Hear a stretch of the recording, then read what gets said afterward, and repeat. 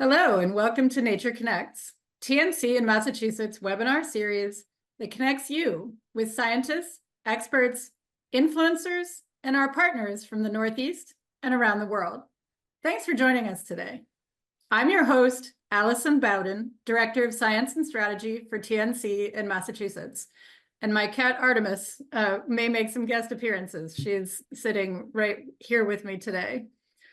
I'll also be joined today by TNC's Western Massachusetts land steward, Rene Wendell, who will guide us on a virtual tour of TNC's Drury Preserve in Sheffield, Massachusetts. Before we dive into today's program, I wanted to share a little bit about our guest. Rene is a true homegrown Massachusetts naturalist. He's worked in the Berkshires as a land steward for almost 20 years and has done this in some of the most beloved and sensitive habitats, including Bartholomew's Cobble and Chenab Brook in Sheffield. Currently, he helps steward over 8,000 acres of TNC land in Western Massachusetts. Rene enjoys hiking, wild edibles, collecting bottles, and long walks on the beach looking for shorebirds. I've also heard that he enjoys pina coladas and long walks in the rain, but maybe he can verify that for us when he joins us on screen. Rene has degrees in environmental science from both Berkshire Community College and the Massachusetts College of Liberal Arts. As you think of questions for Rene, please enter them in the Q&A box at the bottom of your screen. Thanks so much for joining us today. And Rene, I'll pass it on to you to get us started. Yeah. Can you see me, Alison? I can see you. All right. Well, thanks for that intro. Over 20 years now. I guess I started these webinars back in the pandemic. So over 20 years, we got to update that as a land steward in the Berkshires. Been incredibly fortunate to be able to stay in the place I was born and get a career. So as we were thinking about webinars, they're like, Rene, what else can you do? And I'm like, I got this crazy idea. What if I just did a day at one of our preserves? It kind of like when we did the tracking webinar way back in the day, I got a lot of tracks on one day at our Glendale Brook Preserve. And it made me start thinking that, I grew up on Wild Kingdom and, those types of shows, and they film weeks and weeks, seasons, sometimes years to get the footage they got. But the average person goes out and you don't see that kind of stuff in one single visit. So what can you expect when you come to our preserve in a day? And that's what I did. Wonderful. So I hope you like it. It's good. It's kind of weird, but I guess a webinar with me would be a little weird. So I don't know. Well, let's find out. Let's do it.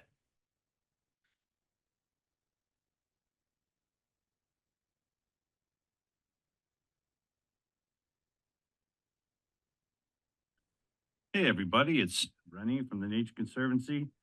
I'm real excited to be filming these clips for you for an upcoming webinar. It's May 9th, typical day. It's a little overcast, a little breezy, but lovely nonetheless.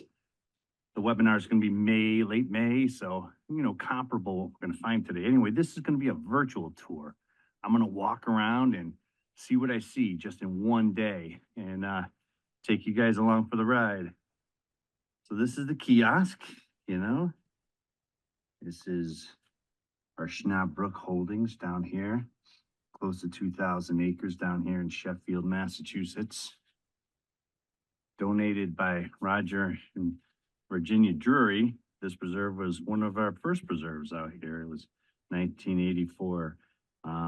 Amazing. These are photos that I've taken over the years. Pretty awesome. And then this is where we're going. It's a 1.5 mile trail from the star there. We're going to loop around and go on out to Chenab Brook and enjoy the day. Let's see what I find. Yeah, so Chenab Brook's over 2,000 acres, and the whole preserve wasn't donated by the juries. Just this original piece was. We've pieced the preserve together over decades of working in Sheffield. I'll correct myself as I go, Alison. Sounds perfect. As we keep going, Tina. Hey folks, well, I didn't get too far before I found something I wanted to show you. I actually love this tree. It's an understory tree. It's called striped maple, goosefoot maple, moose maple, has different names, but never grows really huge. Has really big leaves, and you can imagine why it would have big leaves is because it's an understory tree and it has to have a greater surface area for the plant to photosynthesize, and make the food it needs. But check this bark out. I love to show folks this. Can you see it in the phone? That bark is green. So another technique for photosynthesis, right? So this plant photosynthesizes in its bark to make its food too. So pretty awesome little tree. I'm hearing a sapsucker call. I'm hearing a great crested flycatcher call. Oh man, this is going well so far. Yeah, straight maple. What else can you say? Just an amazing understory tree. I actually went on a hike with Bob Leverett. I don't know if probably some folks on this webinar know who he is. He's the old growth guru in Massachusetts. He found more sections of old growth than anybody else. And he showed me some old growth striped maple. It was only like 50, 30, 40, 50 feet high, that big around. Not huge, but huge for striped maple. Pretty cool. Wow, that's fantastic. What other kinds of old growth plants have you seen out in Western Mass? And how big do they get? So some of the trees are huge. I remember, I worked down at Bartholomew's Cobble and we had the second largest cottonwood tree in Massachusetts. It was well over 100 feet tall and the circumference was crazy. It was hollow. You can climb inside it. I used to take kids inside, like school kids. Like I think I got a dozen school kids inside it. It's still It was there. still alive? It's still there, yeah, and it's still hollow. Though I was a long time pandemic and not as thin as I used to, Alison. I tried to get in there the last time I was down there. I think my days of climbing in that cottonwood are over. So wait, 12 kids fit in there, but the With opening me, is small? if the opening is narrow like this, Okay. you got to squeeze in, And then we filed out. I guess there's got to be some teachers with like a clown car footage of us filing out of this tree. It's pretty amazing. Well, But you need to find that footage, Rene. somebody's got it. Mohawk State Forest. If you want to go for a hike up in the Mohawk State Forest, it's a little outside Berkshire County, but it's close enough. They have some of the biggest trees, pine trees. The Rivulet Trail at the William Cullen Bryant Homestead, giant cherry trees in there. So there's just these little patches left of, big trees. How did those trees manage to hang on? Are there certain characteristics of like the types of sites where they occur? Oh wow, you guys gonna be hosting Bob Leverett? I'll have to tune into that one. Usually it's in inaccessible places like gorges and steep valleys where getting the trees out is too much trouble. Places down like Sheffield, there's almost the entire place was cut because of the charcoal and lime industry down here, the iron industry.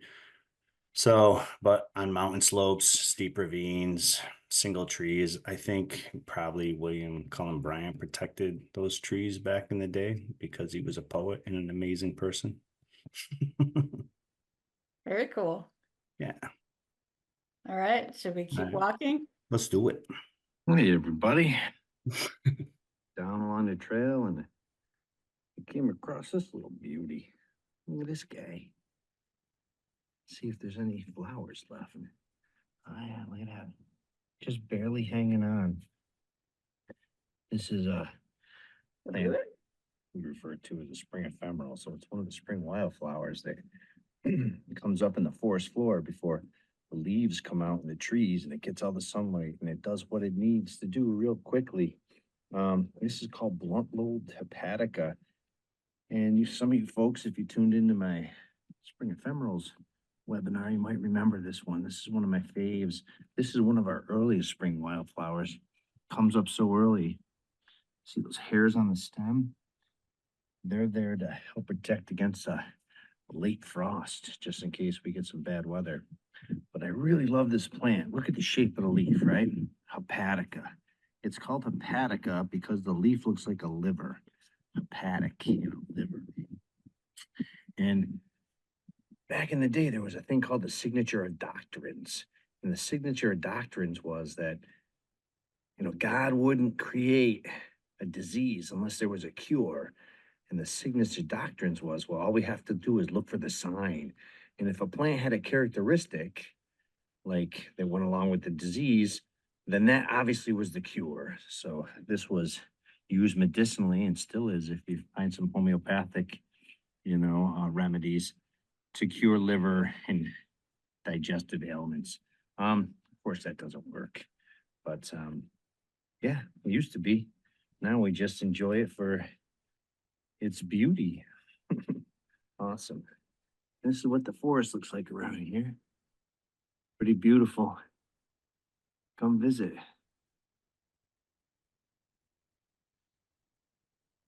So Rennie, there's a request to spell out the names of the plants because the captions are mutilating their names.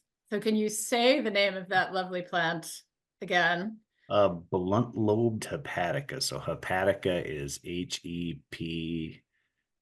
HEPATICA, hepatica. Yeah. Lauren put it there in God bless you, Lauren. Yeah.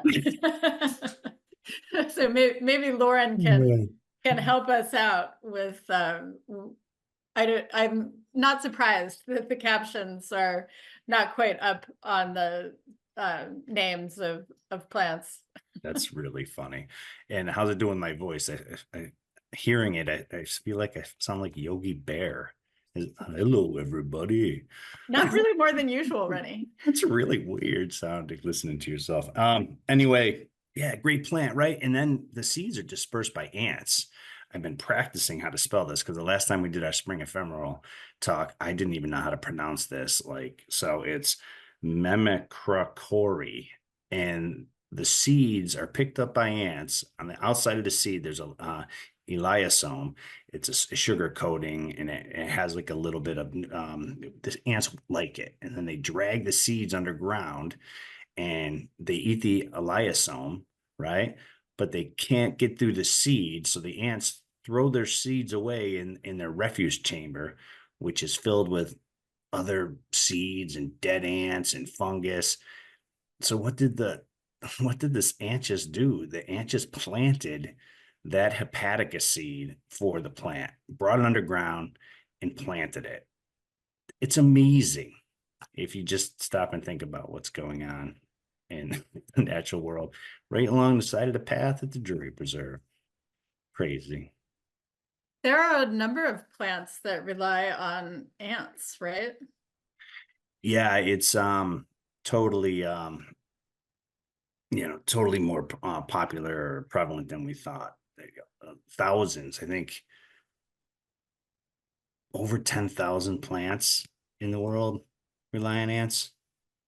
I did a little homework before this, and I'm trying to think of what I read. It's over 10,000 plants. I'm almost positive. But listen, this is a perfect time, Alison. I'm not an expert. I'm just a guy that goes out and does land stewardship, and I love this kind of stuff. I look into it. Over the years, I've picked a few things up, but please, research it yourself, find out about it. It's so much fun. You absolutely are an expert on the natural history of Southwestern Massachusetts, Rennie. Don't sell yourself short. Yeah.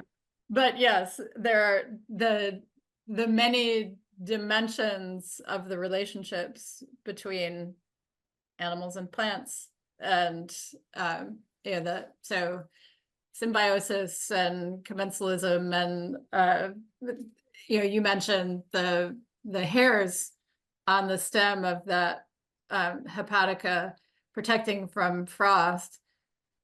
Are you able to say any more about how it does that? It just keeps the crystals from adhering. So, late frosts aren't really a deep frost. I mean, I suppose a deep frost might do more damage. It's just keeping the crystals away. And then there's another plant, the bloodroot, that has this giant leaf that wraps around its stem and its bud when it's coming up the flower bud. So again, to keep the crystals off it from freezing the cells. I believe that's how it works. That's super cool. Yeah. All right, Tina. The old.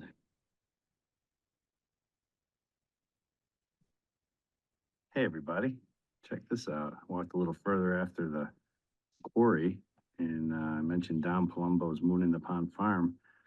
Yeah, this field is being grazed by his heritage breed Scottish Highland cows.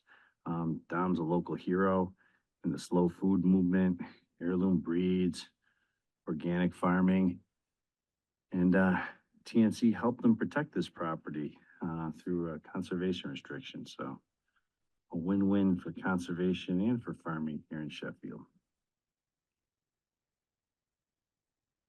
Yeah, I mean, I did a bunch of clips, right? So if, it seems a little disjuncted, there was a clip before this talking about the farm, and there was a quarry where the place was quarried for his 1800s farmhouse, and you can see the scar in the land that's healing and stuff. But Dom's house and his farm, he's been a really big hero in Sheffield and the community, and, approached us and said, hey, I want this, protect this field, and can we work with TNC to get it done? And I'll keep farming and it'll never be developed. So just one of our neighbors and a local hero.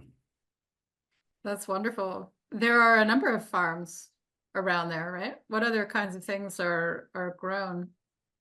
So Dom does, he does a lot of meat, and so he'll make a lot of like pancetta and stuff like that. And so he does pigs as well. But Sheffield was a huge dairy operation for a long time, had huge dairies. There's still the Pine Island farm in Sheffield. It's still the largest dairy in Massachusetts. Pretty crazy little fact. Huge farm. Has a digester, which is pretty cool. It digests the cow manure and makes methane to use on the farm. It's amazing. Yeah. And then the farmers markets are pretty robust down here. Howden's farm grows corn. There's a ton of people that sell honey. It's a really great community. Well, this part of the state is the only part that has really sweet soil. The Marble Valley, high pH. So I wonder if things taste different when they're grown there. So I live in southeastern Mass, which is very acidic. So I wonder if you can tell the difference. I wonder that too. We should do a taste test. Next time we have a staff meeting, Alison will show up with some goods. But you're exactly right. So Sheffield, 500 million years ago, was an inland sea. So you talk about, how it is now. It's, mountain building orogenies and heat and pressure. We have the mountains and we have the limestone Marble Valley, like you're talking about.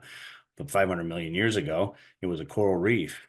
So that's where all the lime comes from. And like you said, what do you fertilize your garden with? You fertilize it with lime. So we have so many rare plants. This preserve I'm giving you a tour of is arguably the biggest ecologically diverse place in all of Massachusetts. It's just chock-a-block full of species. And, part of the reason why Nature Conservancy is there, to protect it. Right. The soils and everything are so unusual. The plants that grow there are completely different than the plants that grow on the granite soils and the sand that we're familiar with here in the eastern part of the state. So it's just about to be strawberry season. So I think strawberries should be our taste test challenge for the differences in the soil. I like it. Let's do it. And then corn. So those are two things I most look forward to in the spring and the summer is the strawberries and the corn. So something to look forward to. Let's do it. All right, let's keep rolling. Hey, check this one, guys, out. I don't have a lot to say about this one. This plant's known as gay wings. Just super duper cute. and one of the amazing little things we have on this property. Some clips I just don't have a ton to say about, other than you can't you can't walk by this plant without losing your mind, looking down and see this little tiny helicopter looking little purple plant as a ground cover anywhere you walk, and you're like, what is that? You gotta stop, you gotta get down on your knees and look at this little beauty. It's just amazing. Say its name again, Rennie. I'm having I don't know Right, if you can so- make the volume any louder in the video. So fringed, gay wings, if you want to go easy, but fringed polygala or fringed polygala, Polygala, I believe, without writing it down. Okay, fair Yeah, enough. And Tina says that's as loud as we can go. So Let's speak up. apologies for that. But well, since there's clearly interest in hearing the names, we'll just make sure that we repeat them. You got All it. right. What's next in our journey? So check it out, guys. This is the dedication stone.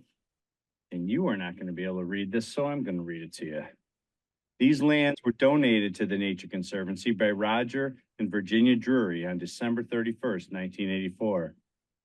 Quotes, in these protected lands, we are guests in a world of marvels, unquote. And that's from Roger Drury in 1995. So in honor of their foresight, the Nature Conservancy dedicates its lands in the Schnabrook watershed as the Roger and Virginia Drury Nature Preserve, July 20th, 1997. So it's like, just had that cleaned up a couple years ago. Moss and lichen do their work. Gonna have to clean that up a little bit more, but what an awesome quote, huh?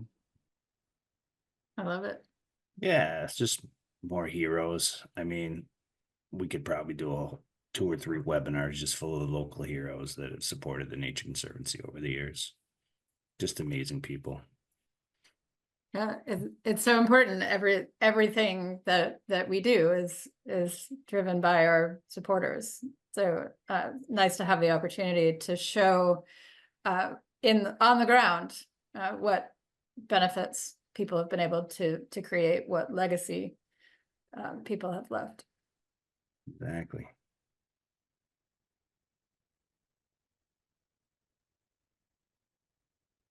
Here it is, everybody. We're starting to get into the heart of Schnaab. This is the big forested swamp. This is our boardwalk that goes through the swamp. Awesome things here to be seen this time of year. Beautiful violets and miterwort, bishop's cap. This is a really amazing ecosystem. And arguably, probably the most botanically and ecologically rich place in all of Massachusetts. It's just chock-a-block full of rare and interesting species. This swamp actually has more in common with a Carolinian swamp down south than it does with anything else we have in Massachusetts. A really amazing place that I really hope that you folks, all you folks on this talk, get to come and visit. See what else we can find.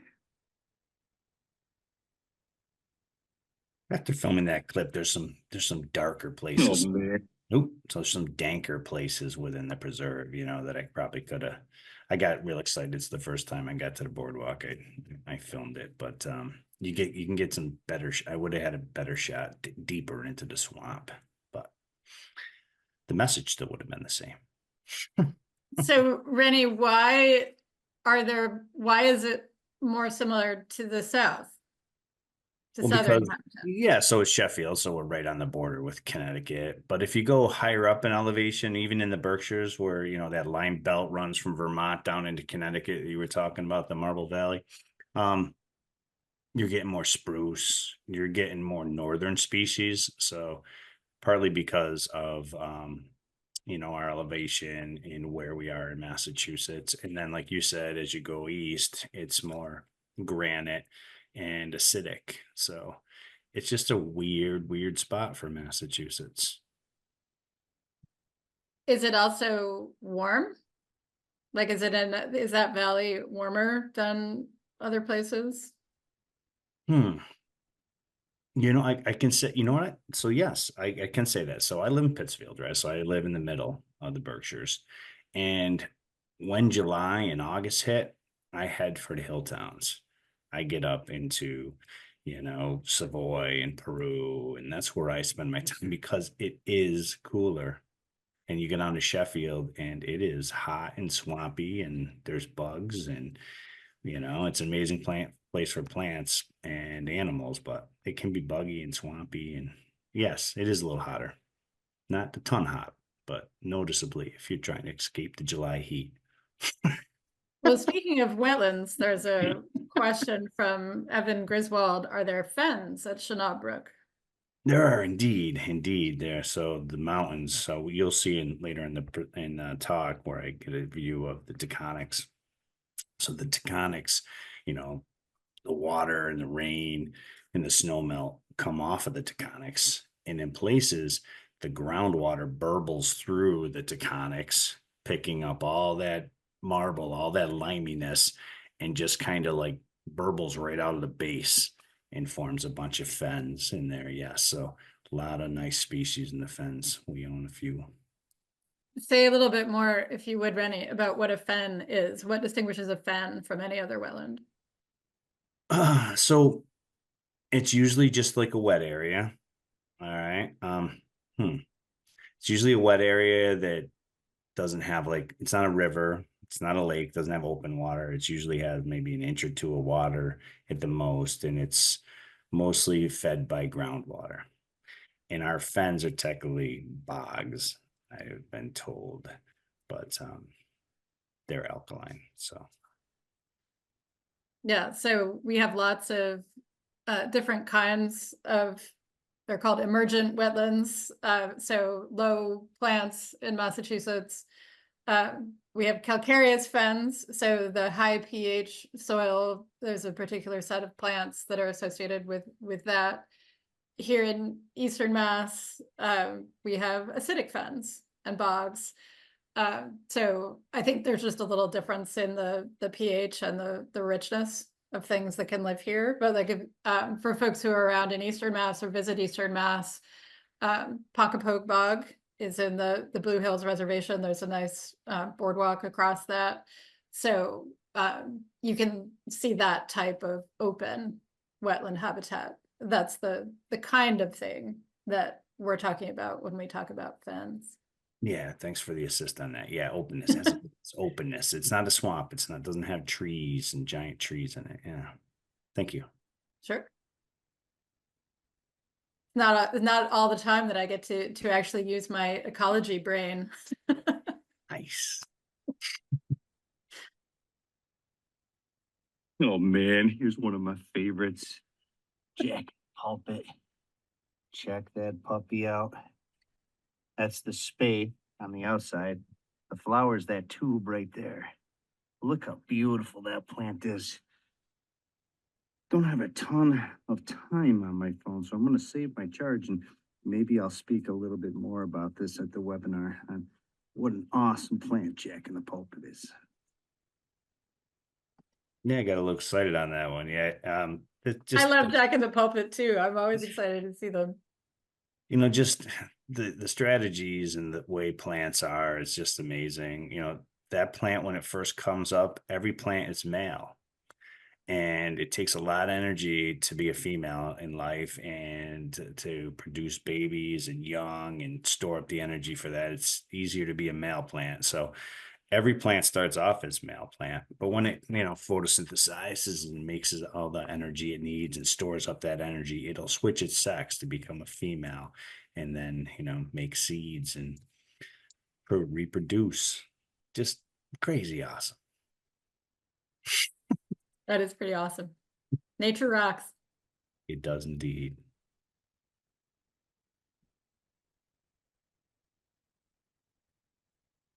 I hope this comes out on the video, but look at the size of this tree. It's a 4-trunked tulip tree. And tulip tree going to reach their northern extent up here in the southern Berkshire, a little bit further up. We're talking about more in Carolinian swamp, but look at the bottom of this tree. It's starting to bald. The trees, when they get so old, the characteristics of the bark just start to smooth out down on some of these real big old veterans of the forest. But it's a massive tulip tree. Love this tree. I'd hug it, but I have the camera on my hands. That's trailside. You go to the Drury Preserve, you will see that tree. That tree's amazing. So we don't see a lot of tulip trees around Massachusetts. That's also kind of a mid-Atlantic tree. Yep. Again, you know, the climate, like you were talking about, it's a little different. And, you know, if we, you know, when we experience some climate change, we might have a spread of tulip trees, but at this moment in time, you know, it's kind of reaching its northern extent right now. It is you can hear in your voice the reverence for that elder tree. It's just so extraordinary to see something, to be in the presence of something that has been around for so long, has witnessed so much. Yeah, what do they call it now? Forest bathing. That's like the new term. Like you get out there and you experience it. You can feel it. You can get down into Drury. There's places where you're like, this is the way it should be. You can, you know, it's amazing when you're in the presence of something like that. Agreed. Thanks for noticing.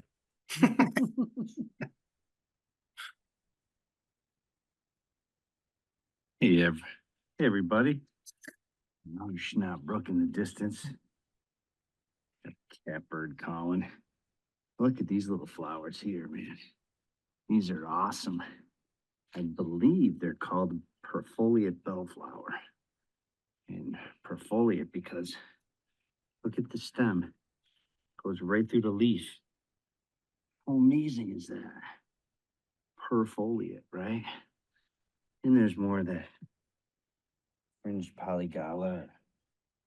And there's some forget-me-nots. Just a beautiful little assemblage of pussy toes right there. Beautiful little assemblage of spring wildflowers down here on the banks of Schnapp Brook.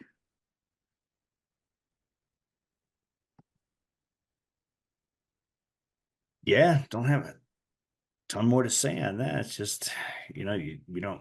I did so many clips. Thank you, Tina, for editing these clips down. I got a little overzealous in this talk, but I didn't have to walk too far before I ran into something else to talk about. But perfoliate, I remember when I was in college and a botany teacher showed me that, and I'm like, oh my God, the stem goes right through the leaf. It's amazing. Yeah. That is a beautiful little spot there on the banks of Schnapp Brook. Yep, indeed. Someone asked, Mary Jo Stanley asked, what was that last little plant? Maybe say the names of the plants in that clip again, Rene. Perfoliate, bellflower. There was more fringed polygala. What else I have? Pussy toes. You know, those are those little ones that come up in your lawn.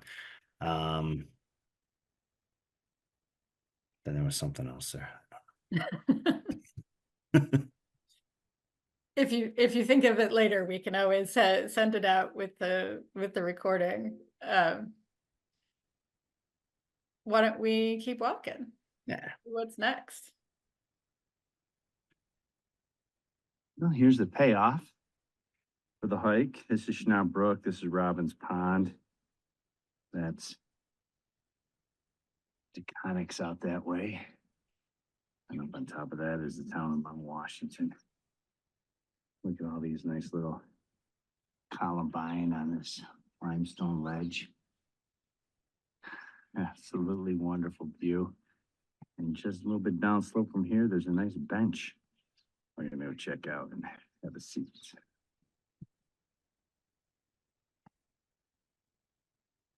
Yeah, just great. The tectonics are amazing. I think that's Mount Everett, or it could be, it's not Mount Race, that's Mount Everett in the background.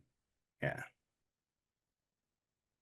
Say a little bit more about Schnapp Brook, Rene. The brook itself. Okay, so Schnapp Brook, it starts in Connecticut. comes out of a couple of big lakes out of there, Twin Lakes, flows into Sheffield, and then eventually joins Hubbard Brook. And then Hubbard Brook, it's only in Hubbard Brook for a quarter of a mile or so before it then dumps into the Housatonic. So it's amazing. Robbins Pond, there's a little tiny dam there. It's probably like the only dam on Schnaub Brook. So I know, Alison, you are an expert in dam removal. Maybe someday we can remove it. That would free up a ton of open water there. It would free up the river. Yeah, just it's an amazing place. I canoed it once with some interns, and it is awesome to canoe, but be prepared to have to get out and go around beaver dams and down logs and stuff like that. So if you took us on that canoe journey, what are some of the things that you saw? So you saw beaver dams. What else would you see? What other kinds of things are in the brook? Let's see, what did you just go through it. It's mostly wooded on the sides, except sometimes you get to the fens and stuff like that. You can see a lot of like shrub swamps. It's a muddy, silty river. So it's not a fast flowing river like you have in other parts of the state. There's not a lot of boulders or riprap or anything like that. It's a muddy, silty river. Yeah, just herons and green herons, and depending on the time of year, just different species of birds using the mud flats out there, shorebirds. It's an incredible place. It's in a pretty wide flat valley in places, right? So like you see the mountains around you, but it's very swampy, more like southeastern Massachusetts, in the types of, sort of like the experience. I've never paddled that brook, but I've walked around a lot out there. Yeah. So it's not confined by anything really. Like you're saying, it's going through this rich valley. And so it makes these giant meanders. And yeah, it's a slow moving, silty, meandering river. So we'll have to bring the strawberries and the corn and some kayaks and get out there. Now I realize that I really need to paddle that river. Ooh, it's a challenge. I won't lie to you. It's a challenge. I bought a very light kayak 2 years ago, so I can carry it myself. I can get it on and off the car myself, so I can portage around beaver dams. All right. What else we got, Tina?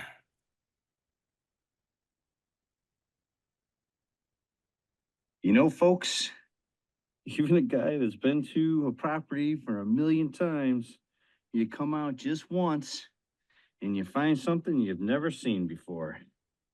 Look at this. This is a white variety of gay wings. I have never seen this before. That's extraordinary. Oh man, got me pumped. Sorry to geek out on you here on this webinar video, but that makes my day.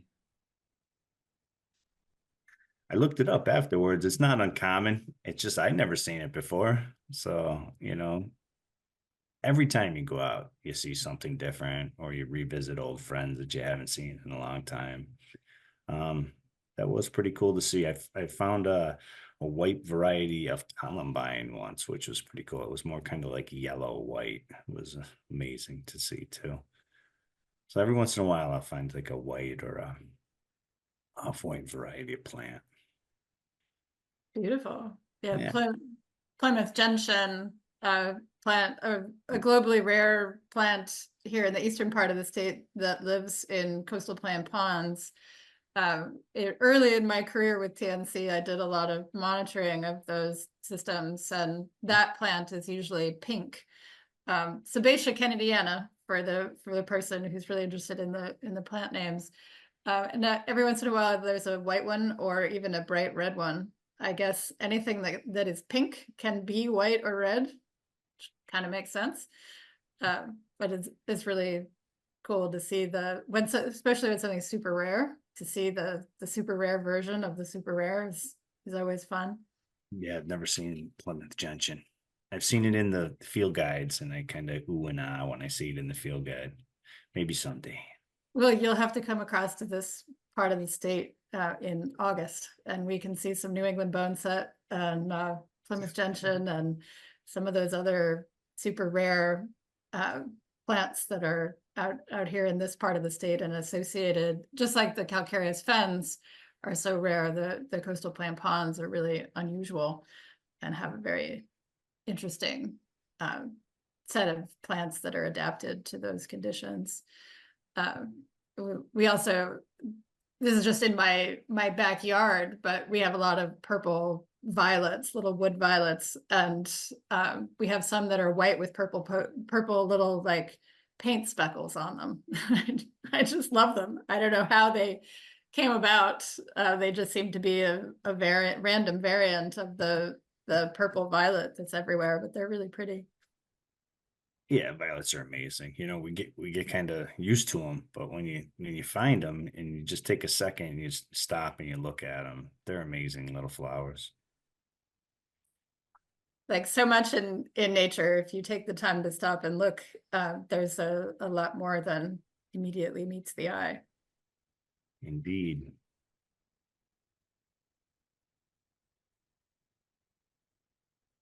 Well, this is the lovely bench spot, but my bench isn't looking so lovely. I think it is time for a new bench. Put this bench in with Greenagers, an awesome organization, local organization that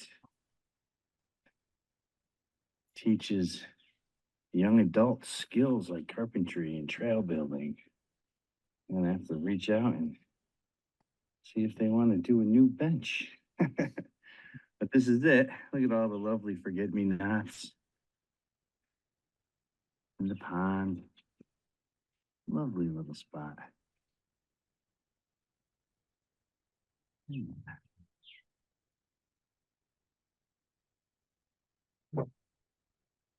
Yeah, great bench. I installed that bench early on. So I've been here 8 years. My second year, I put the bench in, and some local Greenagers built it, and then we brought it out.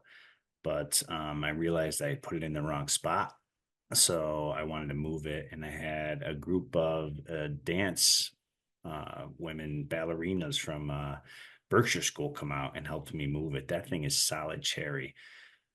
Those women were beasts. Those schoolgirls were beasts, and they moved that bench. It was an awesome day. But I need a new one. What's a Greenager, Rene? Greenagers. So Greenagers is this awesome youth organization run by Will Conklin. Just Sheffield and the Berkshires are just full of so many local heroes. He takes high school kids every year and employs them and actually pays them a decent wage to get out and do community service projects. So trail work, that type of stuff. I know they build raised beds so people can grow food in some, and if you're a low income family, you can ask for this and they'll come out, they'll build the raised bed for you. Just an amazing organization. And we've used them on a few projects, building the trails and stuff, because it's just a couple of us in stewardship out in the Western Mass. So I usually reach out to groups to do trail maintenance and to build extensions and stuff like that. Yeah. Say more about how you manage and maintain this preserve and others that are in your portfolio. Well, I usually, so not only was this a webinar thing, so it's just me, so I kind of try to jam 2 or 3 tasks into one. So this was actually my spring checkup on the trail, and I measured a bunch of planks on that boardwalk that need replacing. So I got a twofer out of the deal. Now I know I need a new bench. I checked on the garlic mustard patch that the next day I removed with volunteers. So I got every time I go to a preserve, I got 2 or 3 things in mind that I want to check on. And, monitor the boundaries with the neighbors and make sure there's no encroachment issues with the properties, stuff like that. But, we're a lean and mean organization. There's only 30 something of us in the Nature Conservancy in Massachusetts. So we think creatively on how to get the work done.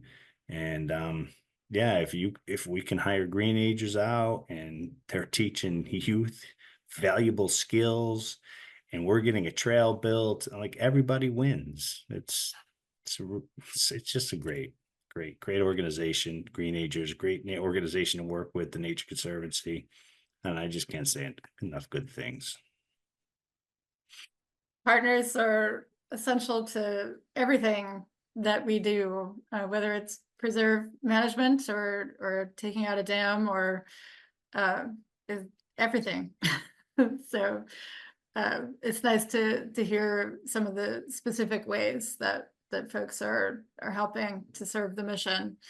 So anyone should feel free to jump into our conversation with the Q&A box. There is a question here about big animals. So we've been talking a lot about plants, Rene. Yep. What kind of animals have you seen out here? Yeah, so I mean, again, this isn't Wild Kingdom or Wild America, right? Where you spend hours and days and in a blind and search out giant animals.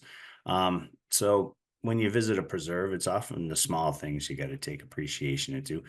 But I've been on the preserve and you walk quietly. I've had bear, deer. I saw a fisher at this preserve. I spooked a little raccoon up a tree last year in the fall. He was super duper cute. So, I mean, we have, all the animals you would associate in the area with at this preserve. I guess I've seen a moose in Mount Washington. I don't know if I haven't seen evidence of moose at the Shannon Preserve, but I'm sure someplace at some time they've been there, but I haven't experienced it. Up in Mount Washington, I have. Yeah, it makes sense given that habitat that there must be moose around there. But I haven't seen one either. Yeah, few and far between. But yeah. So I have seen the big animals and I've seen the small animals. It's just not this day. I picked this one day and I said, that's what I'm going to do. And you guys get what I find. And, that's what you can expect, right? When you roll up to a preserve. Maybe. Exactly. Yeah. That's what you can go back every day. And it's a different experience every day. Exactly. So for folks listening, if you'd like to share a story in the Q&A or just tell us about something you've seen out at the Drury Preserve or around the Berkshires, I'd be glad to read it out for you. We also can just continue to roll with questions. If we were visiting this preserve, so this was a kind of an early spring visit, and you were just talking about it being different every day. You saw all these different plants this day. If you went on another day, you might see a lot of different animals. If we made the same visit, say in August, what might be different? What might we see? We went out in August and it happened to be a rainy day, or it had rained earlier in the day and the ground was wet. You could probably count 100 red Fs on the trail. Which is what? That's a red F is the terrestrial form of the eastern spotted newt. So they're little tiny orange salamanders. And anybody who's hiked in Massachusetts has seen these little cutie patooties. They're just amazing little things. And because it's a swamp down there, we just have so many of them. And you walk and you see that much life. It's just super impressive. So that I bet you could count on in August if it was a rainy day. Our native birds have moved in and they're nesting, probably have some babies. You might probably hear some weird sounds coming out of a tree. Like, what is that whining in a tree? And it might be some red-bellied woodpeckers. babies begging for food as the parents come in. That's when I start to hear woodpeckers, July and August.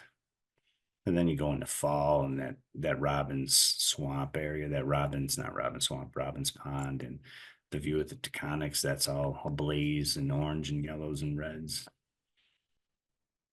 Winter tracks, all sorts of different stuff.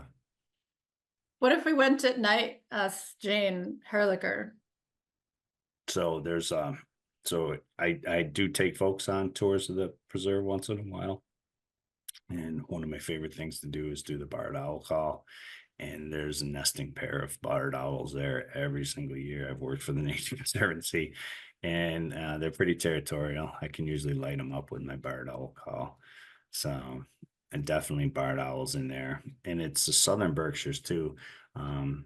So maybe great horns, and because of Dom's fields and his farm, maybe eastern screech owl, though you guys have them out. You have more eastern screech owls out east than we have out here. Ours is predominantly the barred.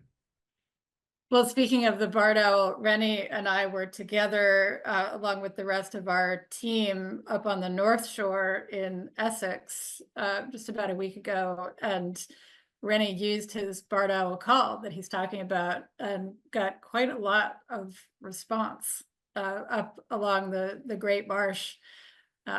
So do you care to demonstrate your barred owl call? I knew you were going to ask me. Yes, I will. And what's happening right now is the barred owls already have their chicks, so they started early. Owls nest sooner than any other raptors in our area. And it's a technique. If you get the early bird gets the worm, as they say, or the early chick gets a lot of the food. So I was doing the barred owl call, and then the mom and dad were going at it, and then the baby started chuckling in. So it was like this caterwauling effect of the barred owls. But I go, okay.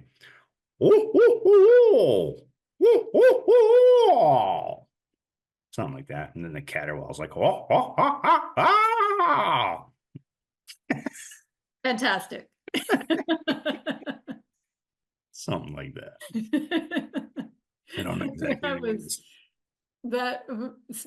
so accurate. I just love it. It was so fun to hear that response from the animals up there. We have time for maybe one more Yeah. question. Turtles. Turtles. Yeah, so along that brook, Robin's Pond, you'd get painted turtles, and there's wood turtles in that brook, and I don't know if I've seen snapping turtles in that brook, but it's slow enough and it's muddy enough. Certainly the roads of Sheffield you got to watch out for the big mama snapping turtles coming up this time of year to build their nests along the side of the asphalt. But yeah, we got 3 or 4 or 5 species of turtles in that area. Yeah, good stuff. I think we got a couple more videos, and then I think we're done. Let's see. All right. Here's a critter. Okay. Car after Robin's Pond. And I was just thinking, we don't have any critters for this video. So I can do this without. You see him? You right there? That's a wood frog. And if you look where we are, we're in the swamp here. And during the vernal pool season, end of March, early May, there's a cacophony of sound as these things are in here croaking like ducks and mating. It's past that now. They've done what they need to do. Look how cute he is. The little mask. These frogs are so awesome. In the winter, they just burrow underneath the leaf litter. And they freeze almost solid during the winter, and in the spring, they thaw right out. Pretty amazing. Wood frog. Yeah, so we got some critters. I got one critter on that walk. And a trillium. Yeah. I don't know how I missed this patch coming in, but look at this nice little patch of red trillium, divinity flower, as they call it. threes, 3 petals, 3 leaves, 3 petals, 3 sepals. Amazing. Stinking Benjamin too. Red, look at that red. Corpse red flower. A lot of flowers in the springtime aren't very nice smelling. Think skunk cabbage, wild ginger. This is a rotting carcass mimic. And after this little video, if we talk on a webinar, I'll tell you some more about it. Oh, we're running out of time, but a lot of plants in the spring will utilize flies for pollination, so they'll give off a stinky aroma. So one of my favorite things to do is on a hike, ask my friends to smell trillium if it's nice and fresh. It doesn't smell very nice. Taking advantage of the winter, you know, in the winter, a lot of carcasses, animals dying of starvation, you know. So yeah, the fly comes around thinking it's a good place to lay eggs, but it's not. It's tricks. Trillium tricks the fly into picking up the pollen and goes to the next flower. Pretty cool. That is so cool. Yeah, it is. You got one more, I guess.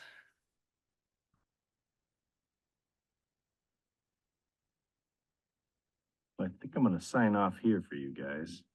I didn't film this coming in because I was too busy focused on that old quarry to my right now, left coming in, but look at this massive rock escarpment behind us.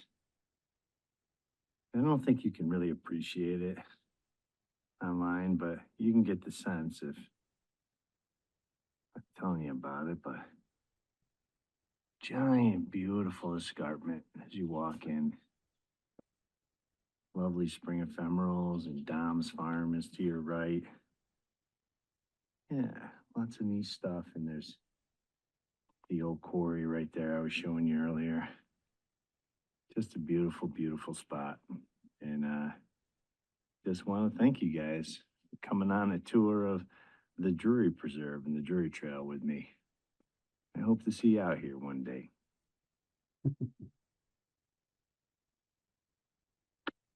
Ooh, starting again. Any last thoughts, Rene? Nothing other than come on out, please. We protect these places not only just for nature, but for people too. We want you on our preserves. We want you to explore.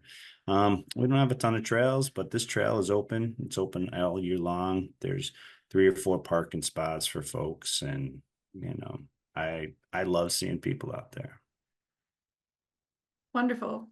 Well, I so enjoyed chatting with you today, Rene, and can't wait to get out there again. It's been a little while since I've been down to your corner of the state, so I'm missing out on some really fabulous things that we have some fun things to do. Indeed. Well, it was a great pleasure talking with you today, Rene. And for our participants, thanks so much for joining us today. And thank you for all your support of TNC.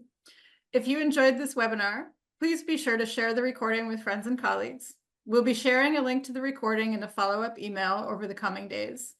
Also, be sure to follow us on social media at conserve_MA on Facebook and Instagram to keep up with our work and learn about upcoming opportunities to connect with us. As always, you can register for future webinars at nature.org/MA webinars. Our next webinar on June 13th focuses on climate and human health, and we'll be joined by Kari Nadeau of Harvard School of Public Health. We hope you can join us then. Thanks, and have a wonderful afternoon. Bye, everybody. Thanks, Rene. Bye, Alison.